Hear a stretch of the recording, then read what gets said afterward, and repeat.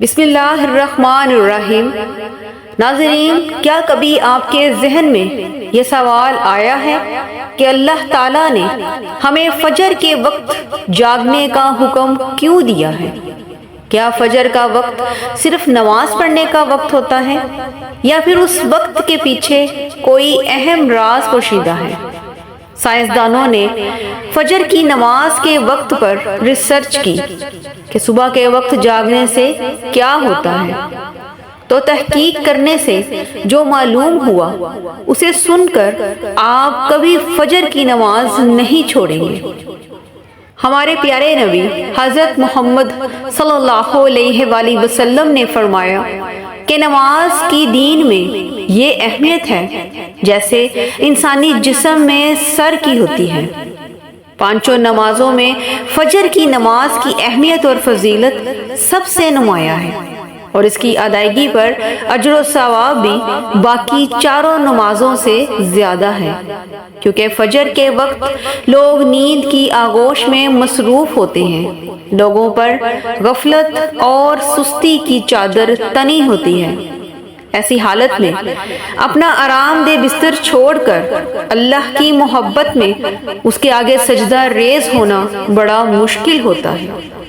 اور ہمارے رب کی سنت یہ ہے کہ انسان کو جس نیکی کے کرنے میں مشکل اور مشقت زیادہ پیش آئے اور نفس اور شیطان سے لڑائی لڑنی پڑے، اللہ پاک اس نیکی پر زیادہ اجر و ثواب عطا کرتا ہے، چاہے وہ نیکی کتنی ہی چھوٹی کیوں نہ ہو۔ سورہ بنی اسرائیل میں فرمایا گیا ہے کہ اگر فجر کی نماز میں پڑھا جانے والا قرآن سمجھ کر پڑھا یا سنا جائے تو فجر کے وقت کے تمام انوار و تجلیات اور قرآنی برکات متشکل ہو کر اللہ کے وجود اور اس کی وحدانیت کی گواہی دیتے ہوئے محسوس ہوتے ہیں۔ ایک روایت میں نبی پاک صلی اللہ علیہ وآلہ وسلم نے فرمایا کہ نماز فجر کی 2 رکعت یعنی سنتے دنیا اور دنیا کی ہر چیز سے افضل ہے۔ ناظرین، اب آپ خود سوچیں، کیا ہم اس قابل بھی نہیں کہ دنیا کی سب سے افضل چیز کو پانے کے لیے ہی نماز فجر ادا کر لیں؟ اور اگر فجر کی 2 سنتوں کی یہ فضیلت ہے کہ پوری دنیا کے خزانے اور برکتیں اس میں موجود ہیں، تو پھر فجر کے 2 فرض کا کیا عالم ہوگا؟ صحیح مسلم کی ایک روایت میں رسول اکرم صلی اللہ علیہ وآلہ وسلم نے فرمایا کہ جو مسلمان فجر کی نماز پڑھ لیتا ہے وہ اللہ پاک کے ذمے میں آ جاتا ہے، یعنی اللہ تعالیٰ کی حفاظت میں آ جاتا ہے، اسے کوئی بھی نقصان نہیں پہنچا سکتا۔ حضرت سیدہ فاطمہ رضی اللہ عنہ بیان کرتی ہیں کہ میں صبح کے وقت سوئی ہوئی تھی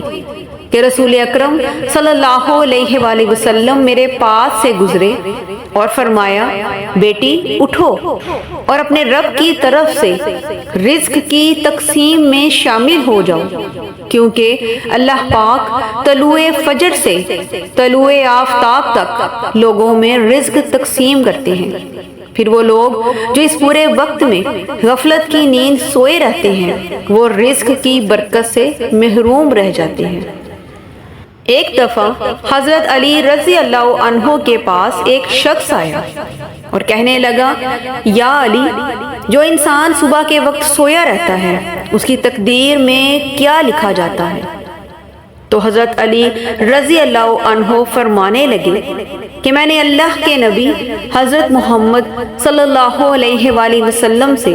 یہ سنا تھا کہ جو بھی انسان صبح کے وقت سویا رہتا ہے تو جب فرشتے آسمانوں سے ان کے نصیب کا رزق لے کر زمین پر آتے ہیں تو ان کو سوتے ہوئے دیکھ کر ان کا رزق واپس لے جاتے ہیں، اور اس وقت جو لوگ اٹھ کر اللہ تعالیٰ کی عبادت اور ذکر میں مصروف ہوتے ہیں تو فرشتے لایا ہوا تمام رزق ان میں بانٹ دیتے ہیں۔ پھر یہی وہ لوگ ہوتے ہیں جو رزق کی تنگی کی شکایت کرتے رہتے ہیں۔ آج کل تقریباً ہر گھر میں اسی بات پر لڑائی جھگڑے ہوتے ہیں کہ رزق میں برکت نہیں ہے، پتہ ہی نہیں چلتا کہ پیسے کہاں خرچ ہو گئے ہیں۔ یہ سب بے برکتی اسی وجہ سے ہے کہ ہم نماز فجر کی ادائیگی میں غفلت اور لاپرواہی کا شکار ہیں۔ اس لیے ایک بات ہمیشہ یاد رکھیں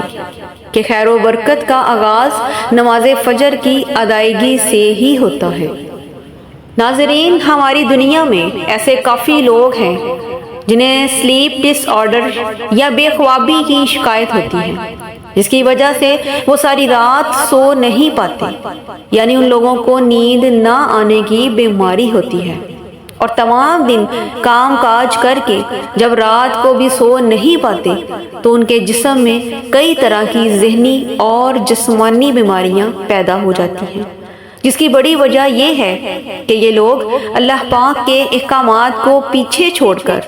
دنیا کی رنگینیوں میں مصروف رہتے ہیں۔ پھر مختلف قسم کی ادویات کے استعمال کے باوجود بھی وہ لوگ سو نہیں پاتے۔ پھر وہ اللہ سے یہ سوال ضرور کرتے ہیں کہ اے اللہ، مجھے نیند کیوں نہیں آتی؟ وہ لوگ اتنے بدبخت ہوتے ہیں کہ اپنے اندر سے آنے والی اس آواز کو بھی سن نہیں پاتے جس میں ان سے کہا جاتا ہے کہ بستر سے اٹھو، نماز پڑھو اور اللہ کا ذکر کرو۔ فجر کے وقت کے متعلق سائنسدانوں کا یہ خیال ہے کہ صبح سورج طلوع کے وقت اور شام کو غروب ہونے سے پہلے سونا نہیں چاہیے، کیونکہ صبح کے وقت زمین پر سب سے زیادہ آکسیجن ہوتی ہے، جس سے ماحول تر و تازہ ہوتا ہے، اور یہ آکسیجن آپ کو دن بھر فٹ رہنے کے لیے انتہائی ضروری ہے۔ ہماری دعا ہے کہ اللہ تعالی ہمیں دین کی سمجھ عطا کر کے نیک لوگوں میں شامل کرے اور ہمیں 5 وقت نماز پڑھنے کی توفیق عطا فرمائے۔ میرا سنانا اور آپ کا سننا قبول و منظور فرمائے۔ آمین ثم آمین۔